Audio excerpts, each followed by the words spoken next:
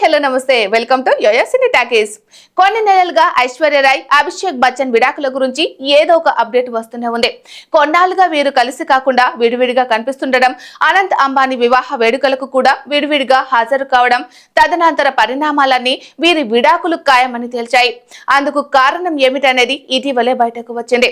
కొన్నాళ్ల కిందట తనతో పాటు ఓ సినిమాలో నటించిన నటి నిమ్రత్ కౌర్ తో అభిషేక్ బచ్చన్ ప్రేమాయాణం నడిపిస్తుండడమే దీనికి కారణమని తేలింది. సరిగ్గా ఇటువంటి సమయంలో బిగ్ బి అమితాబ్ బచ్చన్ నిమ్రత్ కౌర్ ను ప్రశంసిస్తూ సొంత దస్తూరితో లేఖ రాశారు. ఈ లేఖలో నిమ్రత్ పై ప్రశంసలు కురిపించారు. దీన్ని బట్టి అమితాబ్ కుటుంబం నిమ్రత్ ను అంగీకరించినట్లేనని, అభిషేక్ ఐశ్వర్య విడాకులు ఖాయమైందని కొందరు అనుకుంటున్నారు.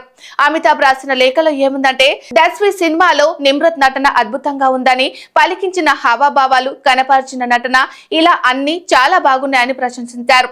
క్యాడ్బరీ వాణిజ్య ప్రకటన చేసే సమయంలో యష్ రాజ్ ఫిలిమ్స్ లో నిమ్రత్ కు కాంప్లిమెంట్ ఇచ్చానని చెప్పారు. బిగ్ బి అమితాబ్ రాసిన లేఖపై నిమ్రత్ కౌర్ సోషల్ మీడియాలో స్పందించింది.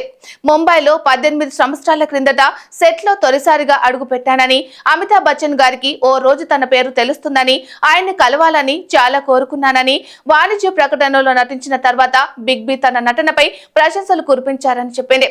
తనను కొనియాడుతూ పూలు, పండ్లు పంపించారని, ప్రతి క్షణం అనునిత్యం సినీ పరిశ్రమకి వచ్చే వారికి అమితాబ్ బచ్చన్ ఎంతో స్ఫూర్తిదాయకమైన వ్యక్తి అని, అటువంటి వారిని స్ఫూర్తిగా తీసుకుంటే జీవితంలో ఉన్నత శిఖరాలకు చేరుకుంటామని నిమ్రత్ అంది. అమితాబ్ పంపించిన ఉత్తరం కూడా తనకు ప్రత్యేకమైందని, జీవిత కాలం దాచుకుంటానంది. అమితాబ్ లేఖ రాయడం, దానికి నిమ్రత్ స్పందించడాన్ని బట్టి అభిషేక్ ఐశ్వర్య విడాకులు ఖాయమేనని తేలుతుంది. కొత్త కోడల్ని బిగ్ బి బాగా ప్రశంసించారంటూ నెటిజన్లు కామెంట్లు పెడుతున్నారు.